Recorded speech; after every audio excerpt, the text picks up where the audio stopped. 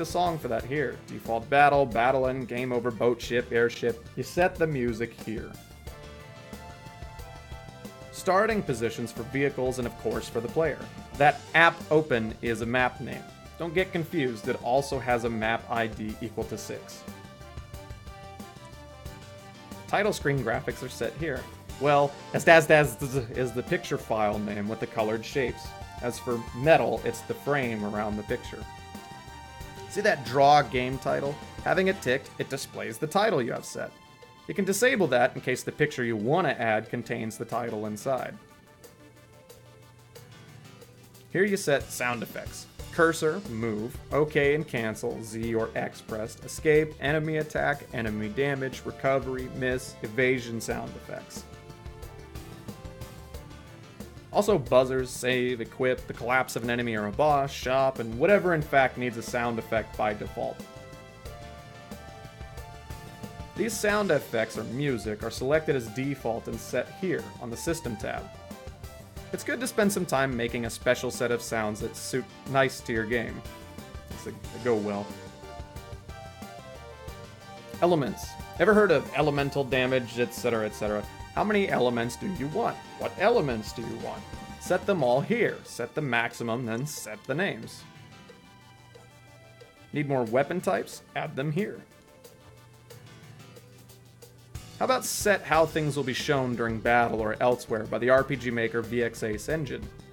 Level can be shown as level, or as LVL, or as LV, or as clearance, or whatever. Same for hit points, etc. On the left, it's the full designation. On the right is the short version, an acronym or something. Here I set them the same. You can also set the parameters naming. Keep in mind that this is a global declaration that applies to all characters. In order to have different character parameters, you will need scripting. This is beyond the scope of this tutorial, but I just wanted to say that in case you were wondering. You can rename the equip types. This is an interesting feature, don't you think? Not to mention that you can add armor types. Also, you can add skill types. For example, special, white magic, blue magic, summon, martial arts, and stuff like that.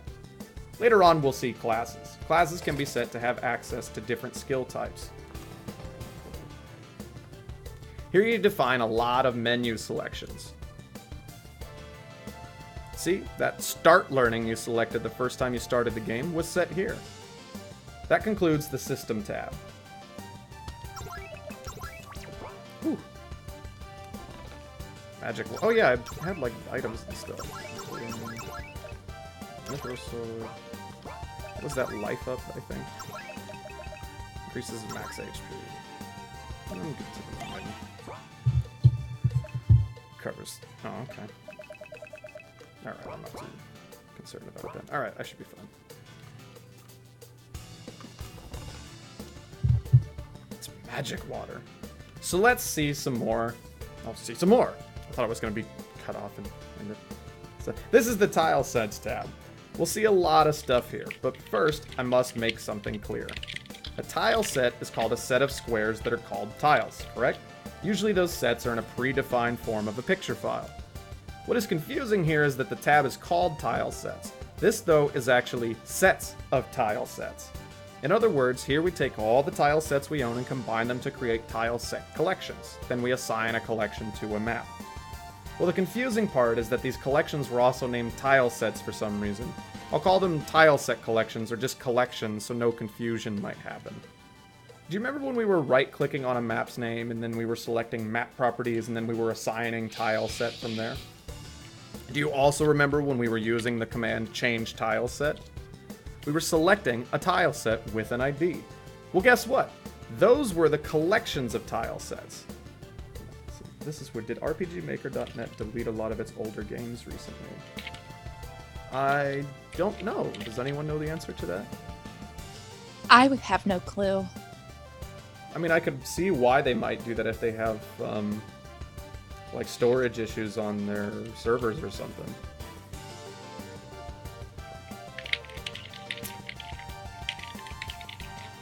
Here are my tile set collections, with IDs from 1 to 10. I give them a good name so when I have to choose one from a menu, I'll recognize what each one is easily. Here you name the collection. You can also set the mode. This is an advanced feature, leave it for now. It might... Is it archived? Maybe. I would say probably contact like a mod or something at the website and ask about it. I wonder if it has something to do with the...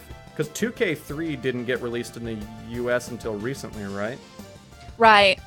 So I wonder if it was an issue of like, well, they're not English games, but now that you can make English games, we had to ditch the other ones. Right. What Dreadshadow's saying. I'm wondering if that has something to do with it.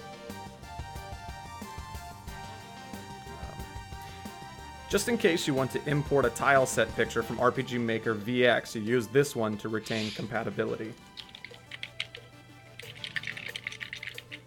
These are all the slots you can add tile set pictures. A 1 through 5, B, C, D, and E. Now you might wonder why A has 5 subcategories and B, C, D, and E only have 1. It's because of the nature of the tiles. It's what tiles do. Let's start from the simple stuff. Slots A5, B, C, D, and E work like this. What you see is what you get. The A1 slot, though, creates animation. For instance, sea, rivers, lava, etc. A2 creates ground patterns. A tile has 8 other tiles. Oh, a tile has 8 other tiles around it. 1, 2, 3, 4, X, 5, 6, 7, 8. X tile has 8 more around it. Make a sketch of it. You will need it. I'll show that again. Okay. If tiles 1, 2, 3, 4 have grass and the rest are sea, if you put grass to the X, it will recreate automatically all the edges for you. If 1, 2, 3, 4, 5, 6, 7, 8 are all grass, then the middle one will be a solid grass without any edges for water shore. So A2 works according to the neighbor tiles. If you see an A2 tile, you will see all those patterns. But when you import it on the database, it takes over only 4 lines of tiles. Similar things happen for A3 buildings and A4 walls. By clicking on the ellipses, the select tile set pops up. You can select any tile set picture. A5, B, C, D, and E have no problem with that. A1, A2, A3, and A4 need specific tile set types in order to work properly. Usually someone who makes tile sets names them like this, A1 underscore blah blah, to help the user. Best idea ever.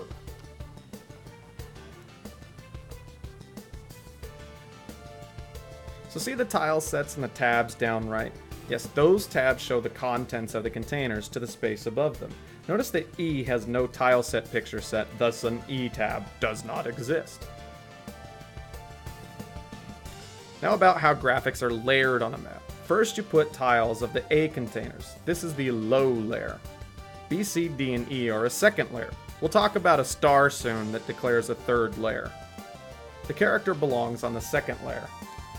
You can put a graphic from tile containers B, C, D, or E into an event and set the event priority above character. That way you can put a layer 2 graphic to the third layer. It's a nice trick. Passage tile abilities. O means passable, X means it will act as an obstacle, thus impassable.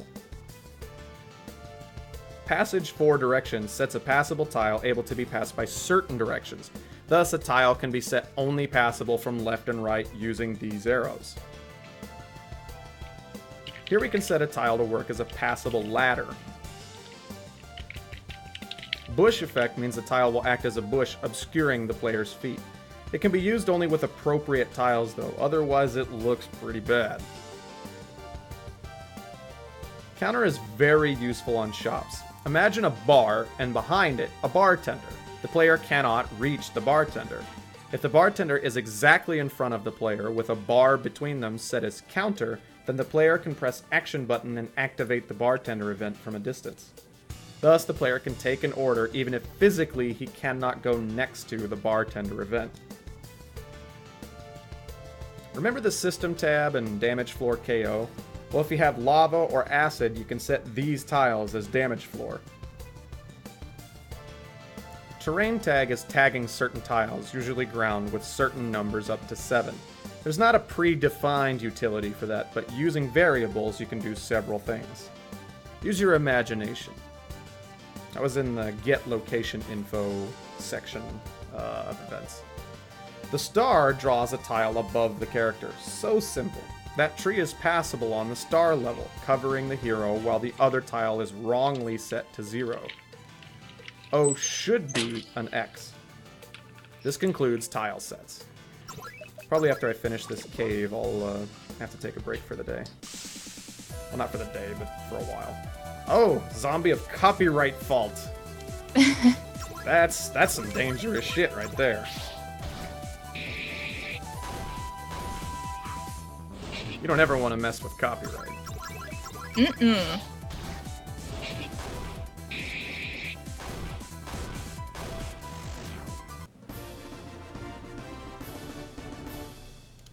Yay, level 6. I guess I don't get any more abilities. Katana. Didn't I just get this mithril sword at the beginning We of the did. cave? We got it at the beginning of the cave. And I'm already replacing it. Damn.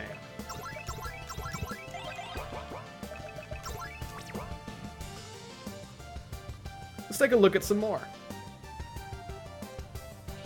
And here we have the States tab. States can happen on an ally or an enemy. Very common and popular states in RPG games are poisoned, stunned, silenced, and berserk.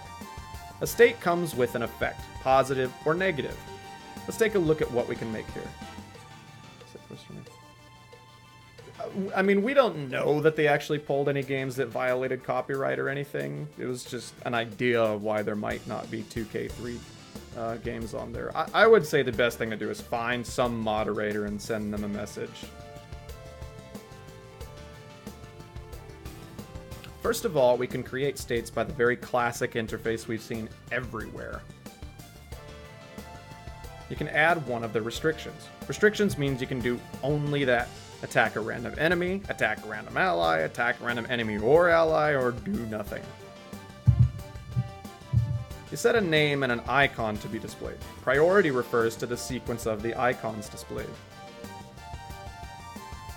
Removal conditions. Here you can set the state off after battle using remove at battle end. Remove by restriction actually means remove the restriction after the battle.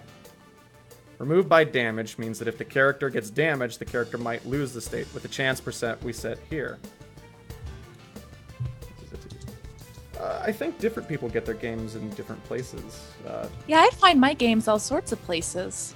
Most of mine I actually get on the RPG Maker web forums. I usually just go into project development and look for games that nobody else has really said much about or that hasn't been much played.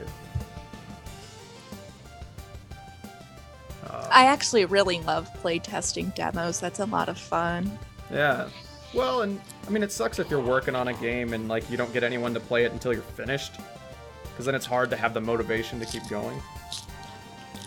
That could be a thing I could make a daily thing of. Playtesting demos? Yeah, just like a demo for a few hours or so. Oh, I love doing that sort of stuff. I'd be down. Once Alright. I'm finished with the Dreadshadow's event tutorial, that's pretty much my plan. That and I guess other tutorials from time to time. Larry and I will just flesh out the schedule so we have like a concrete thing every day. Yeah, I mean, Meg, are you interested in jumping on and leading streams? I think I'd have to finagle a few things, but I can think about that. Okay. I mean, really, I would think the more the better. Plus, then someone besides me. Well, I'll be learning it tonight, so it'll be Yeah. be better. Like I said, once I'm done with this and I take my break, I should be back in like a couple hours, and I can try and help you get set up. After this, I do have to kind of do my own thing for a while. We have people coming home. Yeah, I got things I gotta take care of too. Actually, speaking of, let me go ahead and get through the rest of this. Also, a state can be removed by walking on a map or by a period of time passed during battle measured in turns. Here you can add special messages that the game will use in certain circumstances. Notice the space at the beginning. You must include it. Features is a list that you can add more features by double-clicking on it. I think that feature that it was just showing in the picture said experience rate times 0. So that state would make you stop gaining experience. I could see how that'd be good. Oof.